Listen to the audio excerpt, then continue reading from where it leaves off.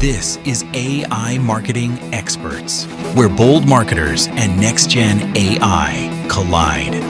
Each week, join us as we decode trends, test tools, and share real wins from the AI-powered front lines. No fluff, no hype, just straight talk and smarter marketing. Tap subscribe, and let's geek out on AI. All right, good afternoon, everybody. It's Brad Kilgore here with another episode of AI Marketing Experts. We are super stoked to bring to you the latest and greatest information that we know and we like to talk about for local businesses and how AI can impact, accelerate, or who knows what with your business. So be sure and like us on YouTube, follow us, share us. If you're on the podcast channels, do the same, like us, share us, and just keep listening because we're here to help. So with that all in mind, I've got my good friends here today to really unpack some things today, a little bit controversial, a little bit cutting edge, and who knows and who has the crystal ball, right? So we're going to just talk about what is really happening and what are some of the news things we're hearing out there with what AI is doing or what it's not doing or where it's going. So we're just going to kind of throw it out there of what we're hearing, what we're thinking, and our own opinions of where it's all heading. So with that, we're going to kind of kick off our latest episode. So who would like to start first? I saw, well, one, I think it's really cool. We got the men in hats. That's kind of neat. Anyways, that was just a total aside. But MIT did a study. I was telling you guys ahead of time that 95% of all AI use cases are failing, according to MIT. And AI is making people dumber. They're just flat, accepting the answers and off they go. And just kind of dumbing down their critical thinking and all of that kind of stuff, which is not the intent. And is also not the intent of this show and what we recommend to our teams, our clients, you people watching. So yeah, I thought that was really interesting. 95% of all AI use cases, and even Sam Altman came out recently and said that he's seeing or thinking or prognosticating that the AI bubble, hype bubble, is shaking or could be bursting. So you guys might be feeling some of this out there in the audience, that, hey, this AI thing, I don't need it. I have a farm, I have a barn, right? Laura, or I run a carpet cleaning truck. I clean dirty carpets. Like what does it have to do? So, yeah, we've got our own perspective on it. My perspective is that, as we all talk, the human in the loop is a big part of it. So you've got to have the human in the loop. So you don't take it as it's an assistant. It's an eager, hyper, kid right out of college going, okay, I'm ready to get you a whole bunch of information. Okay, well, you bought a bunch of crap. Can we try that again, please?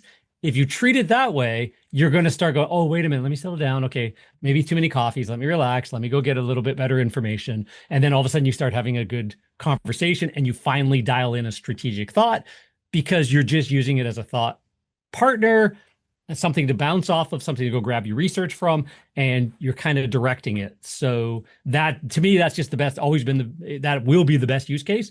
Don't rely on AI voice to answer all your phones all the time, 100% of the time, because you're going to piss some people off, and we'll talk about that. But use it where it fits and watch the metrics very closely. So if you are pissing people off, know that and know how you're going to adjust. I think John just unpacked so much. we can mind map that to take hours and add hours, but yeah, you started some. Sorry about that. You started several conversations, but I think if we just even backtrack to saying, is it making us dumber? Are we really relying on it all too much? And I know when you brought up the farm element of it, of course, there's many, many aspects of my daily life and any farmer's daily life that cannot be AI especially when we're talking about marketing. But if we think of those redundant things, that does feel like it's numbing for us to do day after day, week after week, month after month. What can we use AI to move that forward? That is definitely a bonus and a pro for AI. What may not be so much is thinking, just as we were saying, drop something in, let AI do it, not have that human touch to go through it. So one of the cons is we do want to always exercise our muscles. We want that high cognitive thinking. We want to go ahead and, if we're using AI to take care of some of those redundant tasks, then we have time to focus and to do that deep thought, and not just relying 100% on AI, maybe using it, starting with a pen and paper, going old school and stepping away from technology, and write down initial thoughts, and then add that into AI to take it a step further, then take it back off of AI and really fine tune it, use the skills. Again, what our audience, we know you're experts at what you do. So if that can free up some time in your day to move you forward faster, that's fantastic. So again, I think there's a lot of pros and cons to anything, and that's what we're bringing out, kind of the dark side. I know Jen has some examples of some things that she was reading about that went wrong in the world, and just kind of what John was saying with MIT studies. So we do need to stop and think, okay, even if most of our tasks can be done on AI, what can we do to exercise our own thinking power? And that might be just taking pen and paper and journaling like we used to do, writing down those ideas, brainstorming where we want our companies and our businesses to go with pen and paper first before we rely on AI. What do you think, Jen? Well, I wanted to mention something about the idea that AI is making us dumber. We are not. If we were to score all of us as far as intelligence on a scale of 1 to 10, which I know, we could look at IQ and everything, but I cannot remember what the IQ score is right now. So let's just go with 1 to 10. We are not all 10s. We're not all 8s. And I feel like I have average intelligence, but with AI, I am able to be a lot smarter. And so I don't think that AI is making me dumber because of that. I actually think it's making me smarter in that way, but I'm able to use it in the right ways to do that. If I was, we could twist it and say okay, well, yeah, I'm just going to use it to take the thinking out, of the equation for me, then yeah, okay, it's gonna, not do the same for me. And also with, I know I mentioned this to you guys, but as someone with MS, I deal with cognitive issues and memory issues, and AI, ChatGPT, Claude, they have helped me so much to be able to just, keep things straight in how I articulate them. So I think that AI absolutely has the potential to make us dumber in so many ways. And also, simultaneously, it can do a lot of good also. And before we dive into something else, I'm going to agree with the fact that I feel more curious, and I find myself digging deeper into topics because I do have time, and I feel like my creative juices are flowing so much better these days. And I see that in my team. I see that in my clients, because we now have that space to actually dig deeper and learn what people are asking. And really, I find it fascinating. So the times it's been a long time. When we got really deep into business, there wasn't enough time in the day to actually have fun. And so now this does allow, again, move some of that redundant stuff over and use the AI tools to dig deeper. So I would, if there was a scale, I would say that I feel like it's helping more than hindering. Again, we've talked about it before. Those that have been taking shortcuts in many elements will see this as a shortcut, and that's what's going to produce for them. So that's just, where's this extra time you're talking about? Okay. We could go back and forth on that. You're right, because I do find, because it gets me so excited, that I'm spending more time on a computer than probably what I should. Or, used to be able to it's 5 o'clock, let's walk away and get back to it tomorrow. Where now, especially when it's on the phone, it's easy to have those conversations go, wait a minute, this was a item, or this was a situation in my business I want to organize. And that's what I was using AI to talk it through, saying, okay, we forgot that we needed this element. We forgot about that. And it was able to organize it. So I agree, be able to mind map things. Okay. So not so much time to do my canning that's needing to be done at the moment. But while I'm canning, I guess I can have more conversations. All right. Well, you have to think about it too. If you look at the past and how things shifted before, whether that was text messaging, whether that was the ability to talk to our phones, to type a text for us, or all these different things, this technology, the internet in general, all these things that we've seen in the last 10, 20 years or longer. I stop and think about, okay, when I go to write an envelope now to somebody, I don't write very much anymore. I don't use a pen and paper, kind of like Laura just mentioned. I don't use my writing skills with a pen anymore. So those superpowers or those skills, they get rusty, because I don't, like in the old days, all we did, we would write everything, right? We wouldn't type it or we wouldn't talk it. We would use a pen. Now you don't do that. So you have to stop and think, okay, now I control my house by my voice. I talk to it to turn the lights off, and I set the alarm by voice and all these other things. So where is it going to head? We don't have a crystal ball, but we know that AI is just creeping into all the different things that we do on a daily basis, whether it's I can communicate with my washer or dryer when I'm on vacation to do laundry or start the stove or the oven. I mean, there's so many things that we take for granted of how technology has changed. And we just become accustomed to it. We become used to it. So I think the biggest thing we need to think of is, as we really go forward with AI, that we don't forget our basic skills.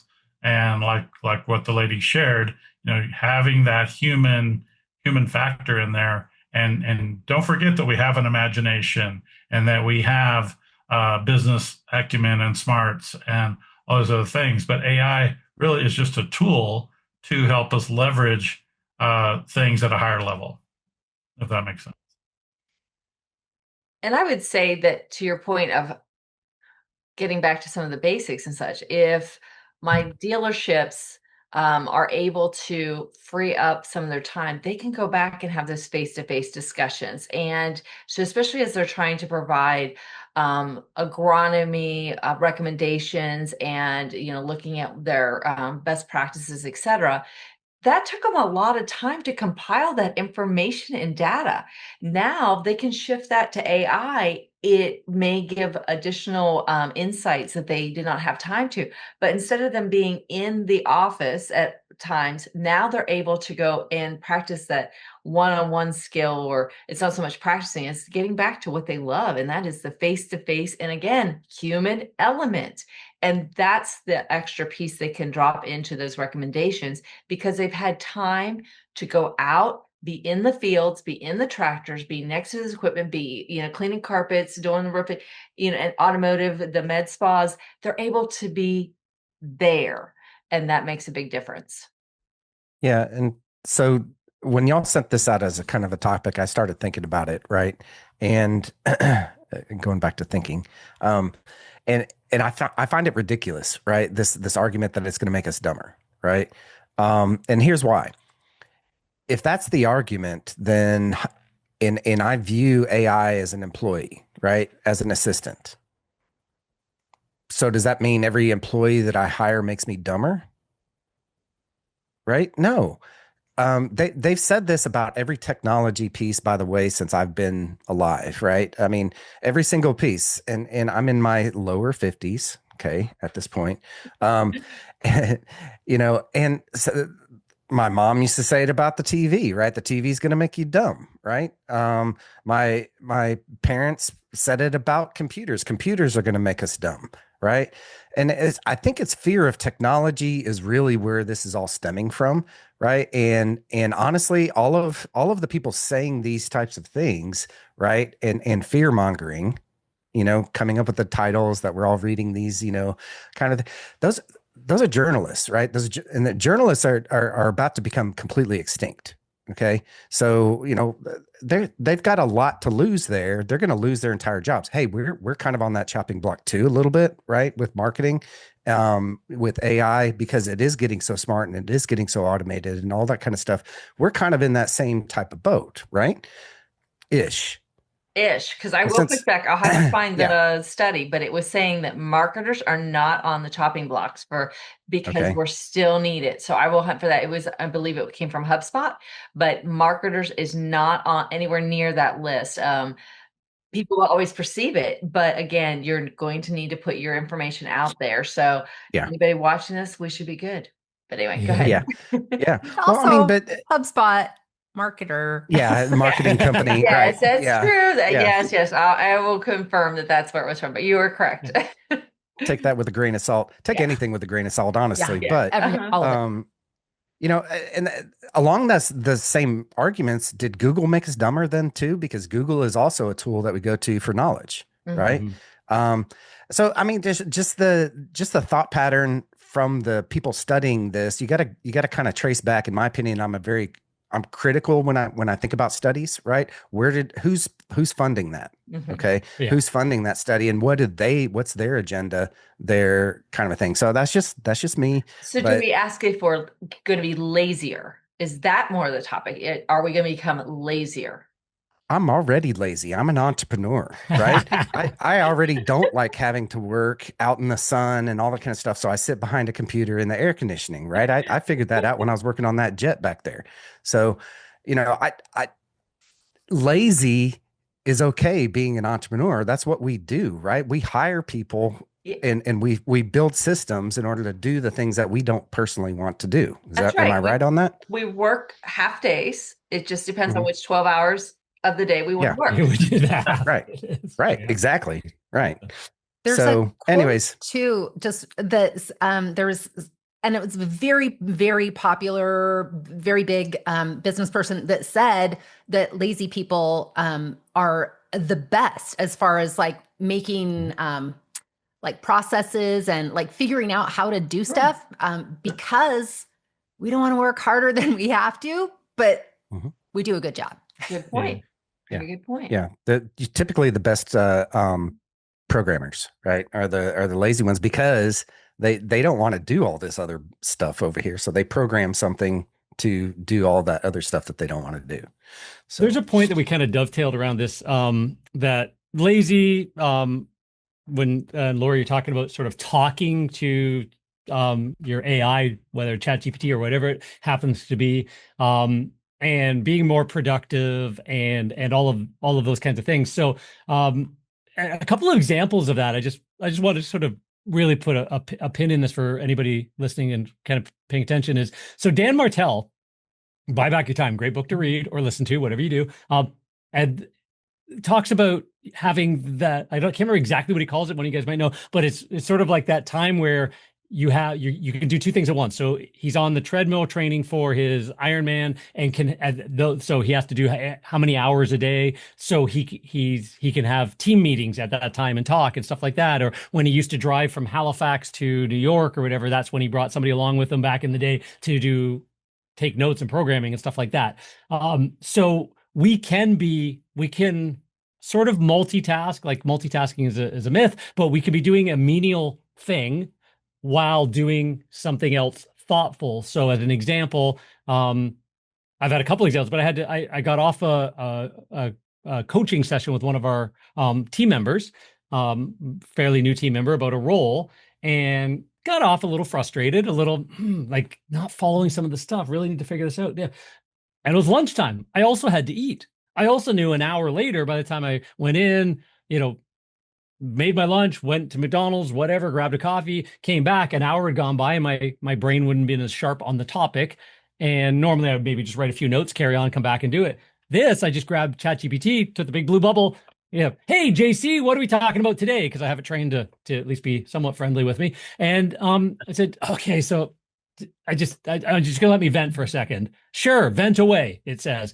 And as I'm walking across from the shop into the house and I call it chopping and chatting. And most of you guys have been on a chop and chat with me at some point where I'm making lunch and having a conversation of some sort. And I'm doing this with AI, and had the conversation. We went back and forth about what I need to do and how I need to fix it and what we could possibly do and give me some suggestions. And it was literally just a conversation. And I do that a lot. So I did that fixing my chainsaw on the weekend. I did that. So I did that. And then I went and, had my coffee, came back at my desk, opened up ChatGPT. There's the whole conversation and said, okay, so you gave some suggestions. Let me drop the transcripts of the conversation I had. Let me drop in some of the training notes. So just add some of the Google Docs. What do we do?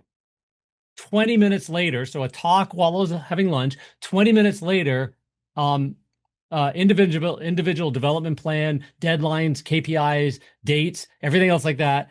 Had a meeting that afternoon with the same fellow. Hey, our conversation left me a little off. I want to make sure that we're on the same page. I really want to give you the best opportunity to succeed. Let me walk you through what I've come up with and tell me what you think.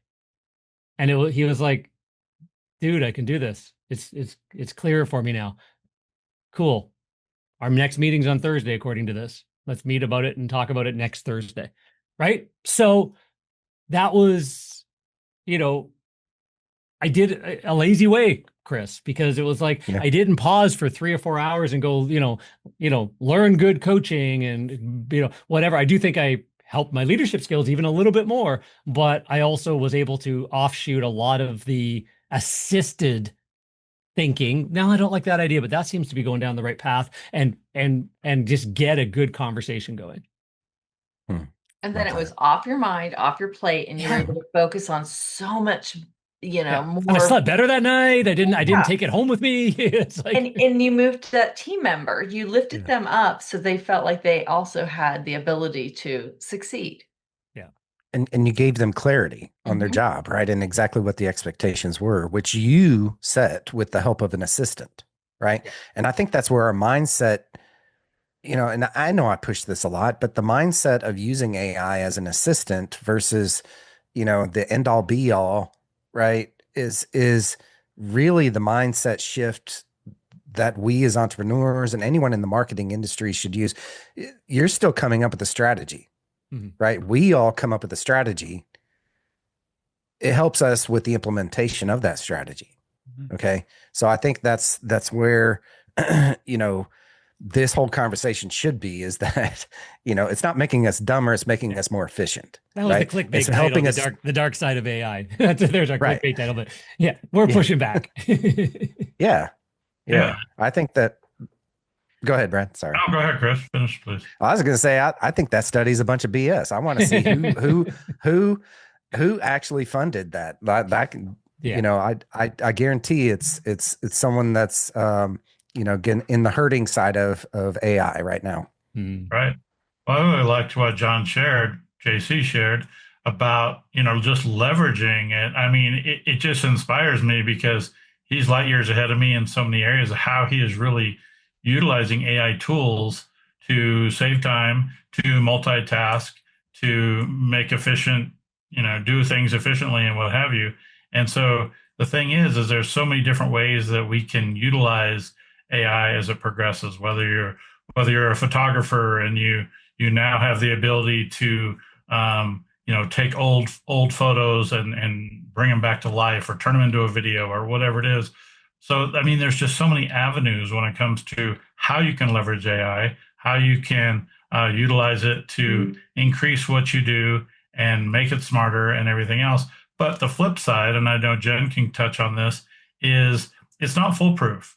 And so I think sometimes that's where some of the fear comes in, is it's like, okay, well, I don't want to turn everything that we do over to AI because what if it breaks? And it can, I mean, it's still a robot, at the end of the day, and it's advancing so fast. But, you just have to think about, okay, if I'm going to really embed some of these things into my business, do I really want to try to figure it out all myself if I'm an auto mechanic? Maybe I'm a smart auto mechanic. Maybe I have technical skills. Maybe I don't, but maybe it makes sense to work with somebody like some of us on the call, on the show, that have teams and knowledge and really live and breathe this stuff. Again, doesn't mean it can't break, but, don't try to figure it all out yourself necessarily. Feel free to definitely embed it in your life where you can and find out what works and what doesn't. But I know Jen has a little story about a huge company who had a major fail Doesn't mean that AI is bad. It just means how they did it, somehow it broke. So what was the story you were sharing with us, Jen? Yeah, so it's about Taco Bell, who or they, it was using AI in their drive-through, not in all of their locations, but in in a lot. Funny little side note, even though I'm so into AI, it was my husband that actually brought this story to me. Not that he's super into Taco Bell, but I think that, well, he is a little bit into Taco Bell. So anyways, he's the one that told me about it. So just to give him a little credit there. So yeah, AI or Taco Bell started to roll AI out in their drive-throughs. It was actually, from what I understand, the second time they have attempted to do that. This time it was not going well. There's actually a viral clip of a customer ordering 18,000 cups of water through the drive-through, and the AI, like, it actually put the order through. And so that particular story was, at first I thought that it was kind of a lesson in just AI getting things wrong, like, and that could be the lesson still. Also, AI doesn't really have a sense of humor. And when they were recording this video, for this very purpose, the 18,000 cups of water, they thought that they were being humorous. That's what they were trying to do. And so it's just an interesting point that, like, AI doesn't have our taste, our sense of humor, our, those things that are very human.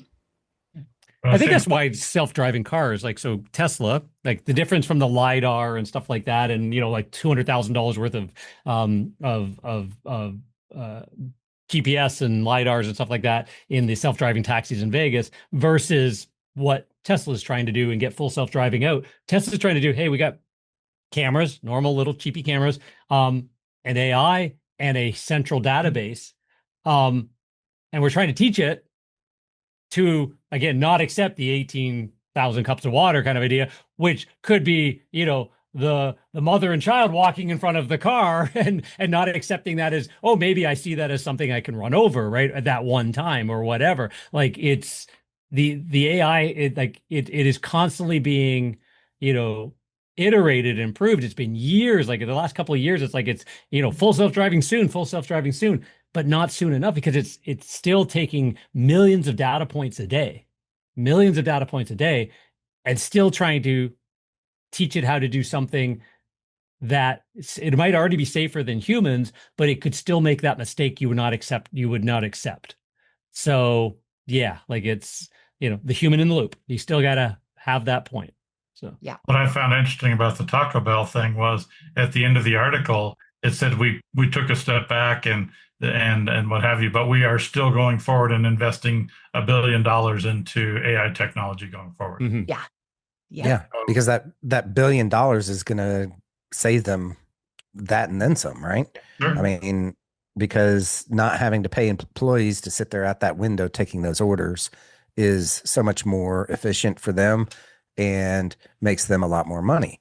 Yeah. Right. So one thing to note here with all of this is that it's a good point that, again, AI in general, even voice AI, and we're rolling out voice AI with all of our clients, and we're finding almost the same type of a use case there, is that we are doing it very slow, and testing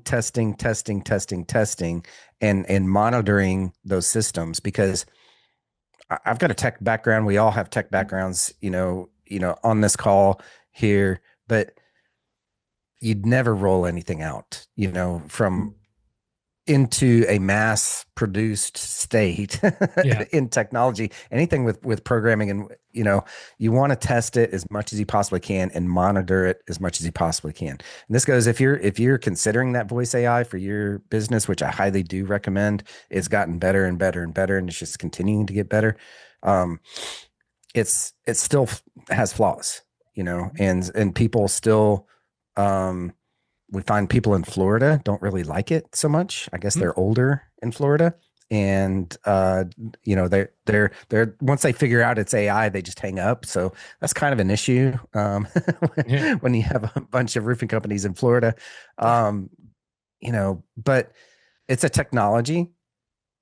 It's eventually going to be here. If you think about a technology curve, right? It looks like a bell curve, right? You've got the early adopters, you've got the middle adopters, you've got the people who adopt later, right? We're just barely in the very first stages of this curve. Yeah. And we are the early adopters right here. If you're listening to this, you're most likely an early adopter, right? It hasn't even hit the masses at this point yet. And I think Sam Altman, we were talking about that earlier, are we truly, he's saying there's a bubble, right? I think it's a hype bubble. It's not a true technology bubble. Mm-hmm. Okay. Just like the internet. I mean, come on. We had the internet.com, right? We all went through it on this call. If you're younger, Gen Z, whatever, listening to this, you have no idea what the .com bubble was, but it was a huge deal, right? And all of a sudden everyone's saying the internet is out. That's it. That's no more internet. We're done with this, right? No, it kept going. It kept getting stronger. And here we are. We're talking on the internet right now, right? And it's sitting in our pockets. On that $1,000 machine sitting in our pockets. It's on our watches, right? It's on our glasses. It's on our freaking refrigerators now, And So- Brad's washing machine. Brad's washing machine. right? And, Yeah. You guys got the best You know- AI wash clothes I have ever seen. But my point is that we're just at the beginning stages of this technology curve, of this bell curve, So I don't believe that we're in any kind of a bubble other than a hype bubble. Yeah. Yeah. And I wanted to piggyback off of what was said earlier about sense of humor. I would say that sometimes maybe it doesn't have a sense of humor, but we have programmed our voice AI agents to have a lighthearted sense of humor. And it's amazing where if you were to call my company right now and say, hey, I was wondering about your marketing services, blah, blah, blah. She's going to tell you about them. And then you say, by the way, do you know where I could get a good cup of coffee? She'll kind of almost like chuckle and say, I could really go for one right now myself, but I don't really have the answer to that. So they do have a sense of humor. And I think it's only going to get better. I mean, as you've probably seen on the internet, there are actual robots being built that look like humans that talk and walk and do things and have a sense of humor. So that's all morphing into whatever it's going to be as well. Absolutely. So, what do you think, Laura?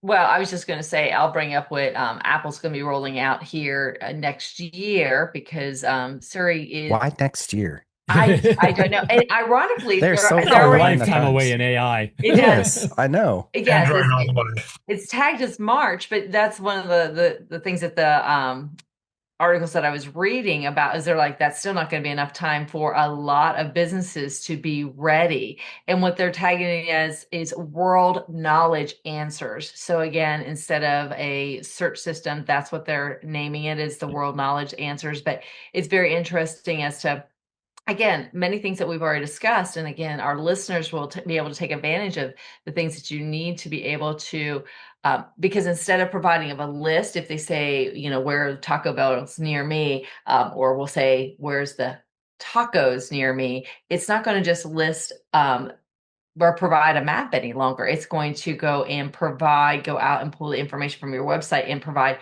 one thorough answer. So as we've talked about before, this is the time that you're going to go ahead and want to make sure you upgrade your Apple listings, go in there, review them, make sure you want to go ahead and structure your data on your website as to what people ask. And then they say, write like people talk. You definitely want to write that in and get serious about your reviews and your content. So stuff that I know our listeners are already doing and looking at. But if you have any questions, like Brad mentioned earlier, if you're scratching your head going, I don't even know how to update my Apple listings, or realize that there's actually different elements that pull together for an Apple listing, or any of these listings that we see, we refer to it as your digital footprint online. That's a time that we would recommend to reach out to an expert, and so that it's streamlined and you can get your information updated. Now I'm One thing thinking about- we need a self-driving taco truck. There you go. One of the things I was going to mention is that people are starting to notice already, like AI is Tacos. starting to take over search, and give full, complete answers so you don't go to the website, right? So just as a little talk to your experts, that kind of stuff. Know what numbers are important in your business at all times, because a number that might have seemed important in your business was, you tracked website visitors. Well, website visitors are going to go down, because if your website's done well and more people are asking questions in AI, if your online footprint, not just your website, but your whole digital footprint, your happy customer stories and your reputation marketing and all of those things tie together, and AI gives a full, complete answer, and you go, wow, I also know that brand because I've seen them around town. They do a really good. So again, online and offline, you're building a proper real world footprint, online, digitally, offline, everywhere else. You will have less traffic to your website. So does that mean your website is now useless? Well, no, it's being used. It's being used in an entirely different way and needs to be adapted and grown up that way. So your most valuable insights from your marketing team, from your KPIs, whatever it is you're doing, now becomes direct calls, booked jobs, which it always should have been, but and it always should be. Like, that is the end. Yeah, but you realize that there might be some numbers that don't equate to, okay, throw the baby out with the bathwater. It's like, the game is changing, but at the end of the day, are you maintaining direct calls, bookings, new customer inquiries from multiple sources, right? Does your provider, whoever's helping you with this, are they on the cutting edge of this and know that, even how to adjust to that? Or are they going to try and start to figuring this out by, Apple rolls out their whole new platform next March 5th, and by March 15th they're going to go, oh crap, we got to start learning this? Or are they talking about it right now? So, because now, if you can get that your content on your website answering the questions that people are asking and searching, because it's a whole other ball game. Instead of just writing in 1 or 2 words for a search, it's a whole other ball game when they can ask and be very specific about that party that's left wine on the carpet, or I am getting ready to take my car somewhere and I need some restoration done, or we have specific questions people are looking for, and if your website has that answer, it will be presented by AI, or it definitely increases the odds for someone looking. Yes, absolutely. And So- also, when someone is on an LLM AI and they're getting that question answered, they typically go much deeper in getting their questions answered there in the platform, so that when they do go to your website, that's part of why they're able to convert so quickly, and because they've already gone down the rabbit hole. So, exactly. So, and a prime example of this, by the way, is me this past weekend. This past weekend, I bought a truck, right? My first truck that I bought for myself, like I've been having family vehicles for the past 20 years, right? And I decided that I'm going to buy a freaking truck. So You are in Texas. So for a month, yeah, I'll send you all a picture. It's pretty cool. Anyways, not the subject here, but I did a lot of research. Like I had a huge list of trucks in Houston, and I live 90 miles away. So that's an hour and a half drive into Houston, into all these dealerships. So it's a whole day that we set aside, and I narrowed it down to 6 trucks. Mhm. Okay. 6 dealerships.